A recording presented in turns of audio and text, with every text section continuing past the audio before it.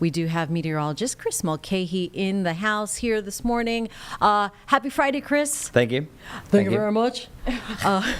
Chris has entered the building, and I know it's things you've already talked about this week, but we really need to kind of keep our eye later on this weekend. I see a red stretch here. A lot of red. Yeah, so we're starting with our 7-day forecast because it's the most aggressive 7-day I think I've ever done in my career. But look at the bookends. You have 97, 98, and then 100 degrees for 5 straight days. And I want to make a point here that if this does come to fruition, now of course there's a chance that a 99 could be the temperature, but then that's splitting hairs by 1 degree. But whenever we're saying that this could be historic heat, or hey, this could be one of the hottest of all time, that's where you got to pay attention. Because the last time I really could say, hey, we're looking at historic numbers, I was talking about before Helene was even 3 days out. So, and I'm not comparing this event here, but oftentimes I was saying, hey, you could be a bigger flood event than 1916, but people don't really know what to compare it to. This one, at least you know how hot heat will feel during this stretch. But the last time we had 5 days in a row, the only time we've ever done 5 days in a row hitting 100 degrees was July of 1986. Yeah, July of 1986. The last time we even had 3 days in a row hitting 100 degrees for the actual air temperature was 2015. So we're talking about over a decade since the last time we felt this hot. When we were hitting the upper 90s and we still had a real feel up to about 110, there was about 15 people per day that were going to the hospital in Mecklenburg County. So I think that could be much higher because heat is the hidden killer. It's the deadliest weather event worldwide each and every year. Now, of course, there'll be anomalies. Now, the biggest severe weather killer is flash flooding and flooding in general. But you don't see a 7-day forecast this often. But the best news I have for you is it's not going to last long. All right, so check this out. I'm really excited about this. All right, ready? Yeah. Look at that. 86, bring it. It's like a 83. ladle. It is like a ladle. This is my Big Dipper. Yes. And I can't wait. Truly, because the coincidence here is Thursday is the last day of July, and then that 86 is the first day of August. So August is just like, no, I don't want to be like July. July got a lot of flack. And right now we're the 3rd hottest July, and with all those 100-degree days and the lows that are going to come, it does look like that we are going to finish very close to number 2, if not the 2nd hottest July on record. And that would beat out 1986, and that would still leave 1993 at the top. But listen to the years I'm saying. 1993, 1986. We have a lot of people here that work at our station that weren't even born yet during those stretches. I was in both, just saying. Too. Okay. Okay. Now just let's move on. Yeah, it's not all this right. room. But it's not just the air temperature. We feel like 100 pretty often here in the Charlotte area. Well, more so this year. But we could feel as much as 106, 109 to 108 on Monday and Tuesday. The moisture factor, it could be a lot more humid, but we are actually lucky, and we can thank our lucky stars that it's not a little bit worse. Things are actually going to be trending a pretty good direction, that at least we're kind of suppressing some of those dew points. Instead, they're maxing out right around 69, 70 for the afternoon. That's still cranking things up. But if we were talking about a 75-degree dew point and it was 100 degrees, you're talking about the all-time highest heat index in Charlotte history.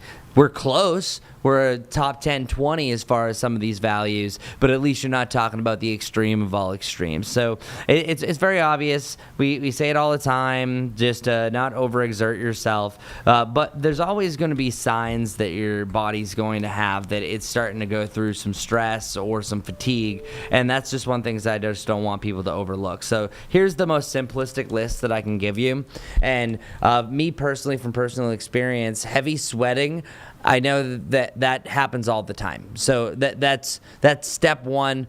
It could be 90 in direct sunshine. You're going to be having heavy sweat, especially depending on the person you are. Like, your boy sweats over here.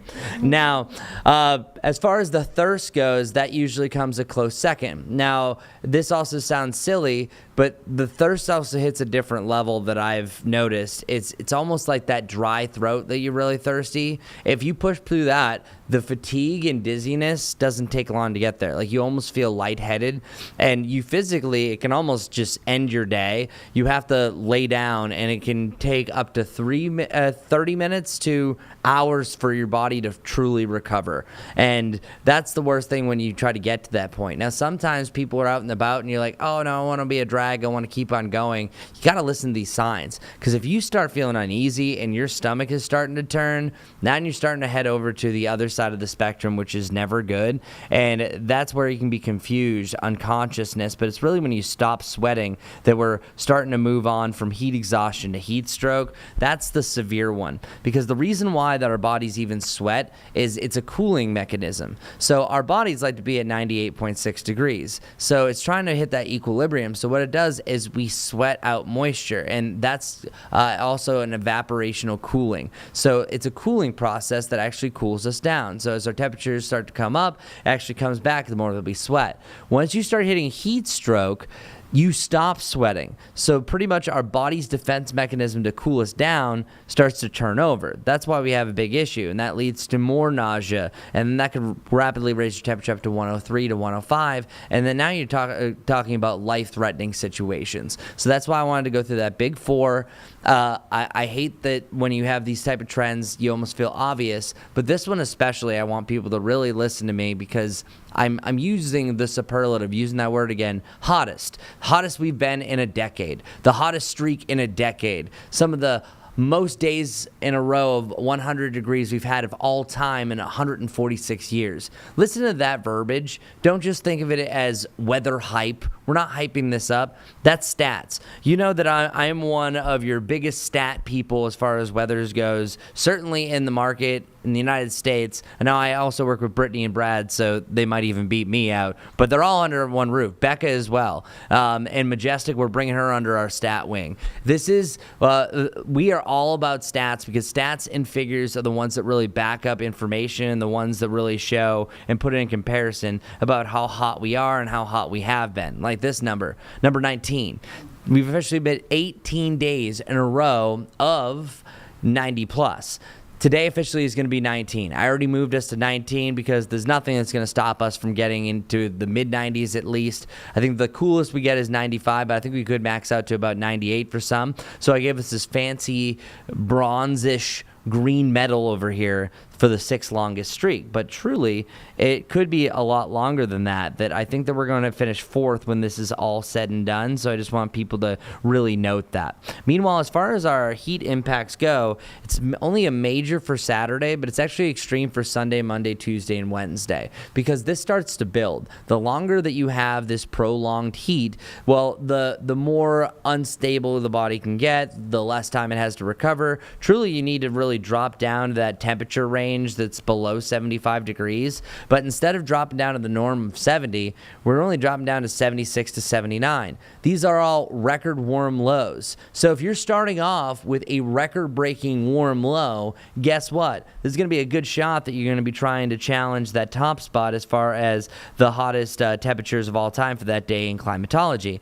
And all of those records are, for the most part, right around that 101 to 103. So we might not necessarily break a record each day, tie a record. It's just going to be really close enough. And so here are the records going forward. We have 100 degrees for tomorrow. I think we're going to match that. 103 for Sunday, 102, 103. So don't focus so much on the record. I think the biggest thing here is if we indeed do 100 multiple days, if that 100-degree machine remains on.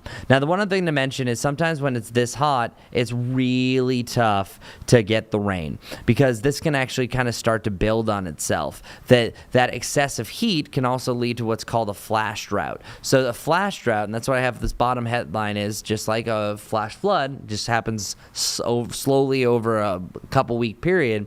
You can go from, hey, we're in a surplus, but since it is so hot, it exponentially increases the drying rate, which can lead to a quick turnover as far as turning abnormally dry over to moderate drought. So even though it's not a big area, there's a lot of our nearby nearby counties that are mainly under abnormally dry status, that likely your lawn's starting to turn brown. With multiple days ranging from 76 to 101, this is going to be bad. But the problem is we also want to conserve our water, and we also don't want to use too much power, because this is also power grid issues. There's a lot of different things that come with this and a lot of kind of outside hidden dangers. So I just kind of want to mention them all just so people indeed know some of the threats that come with this, because I don't have the 2024 data, but this is staggering. This chart that you're looking at is actually the heat-related fatalities from 2004 to 2023, and over the last 5 years that average has jumped from 900 to around 1,500. So we're actually seeing more heat-related deaths than we ever did. The thing is, like lightning deaths, those are going down. Some of these flood deaths are going down. Now that's going to be skewed by the amount of flash floods that we had this year. It's because people are kind of paying more attention with that. Still, people are more and more, as we raise the population, even though you guys are probably going to talk more about the fertility rates have gone down here, at least in the United States, but we constantly just underestimate the power of heat. So just bringing up those little stats and figures, I just want everyone to be safe. This is not, you know me, I'm not a fear monger. At the other times that we've been under a heat advisory, I've just been kind of, hey, it's going to be hot and stuff like that. But this is a big run. Like, Carlene, when did you come to Charlotte? When did you first move here? 2019. Okay, I came here in 2015. Jane, how long have you been here? 3.5, 2022. Okay, so for me personally, I've been here for 7 years. I've never had a 7-day forecast like this. Oh, wow. And yeah, so I just to put that in perspective, guarantee really Larry hasn't had many like this in history. But the last times we had this was 2015, 2012, and 2007 over the last 25 years that you've had 3 or more days that hit 100. Not saying that this comes to fruition, but if it does, you're talking about history in the making here. So it's historically hot. So everything that I just said, again, not fear-mongering, just being smart, looking at the stats. We're on a record streak. We could have a record streak of 100, and we also could have our first extreme heat warning of the year, and also the first one we had in a couple years as well. Wow. Yeah, I mean, I don't even know what to say to all that. It's beyond wow. It's like, do what you can, watch your neighbors. A lot of, solo single moms, their young families, the pets. It's like, this is what I want to concentrate on this weekend, too, is just to keep cool, keep yourself cool.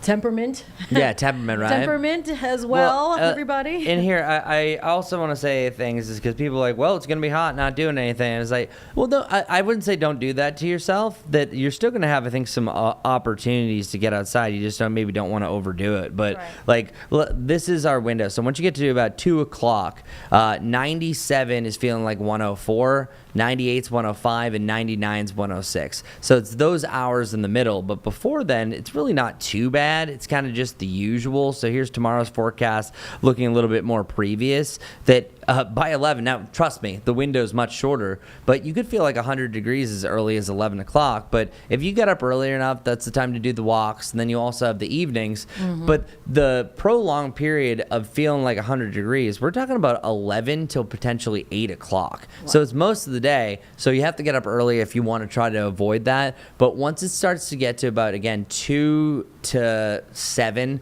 that's the dangerously hot window that we're going to be under. There's also a slight chance for a little bit of rain, so I'll move over to this. I didn't really address this too much because truly I don't think we're going to see a lot of rain. Yeah. Because look at our surface front. We have things that are dancing around. You got this little trough that's nearby. I think that the best chance for rain is really going to be in the foothills and the mountains. They're a little bit higher up. We don't really have the right environment that's in place just because of how warm it's going to be in the mid-levels. You almost need like a ribbon of cooler air. That warm, moist air hits it. It can denses a lot more. But check out your Saturday afternoon. I think it's really about 2, but I would say really late afternoon that we're starting to see a little bit more activity. We see the same thing heading into Sunday. So you still have a chance for an isolated shower or thunderstorm. But I think the max that they last is about 45 minutes. But we are going to see eventually a change because that big cool down, that's all associated with the cold front. So our rain chances will come up big time, which will help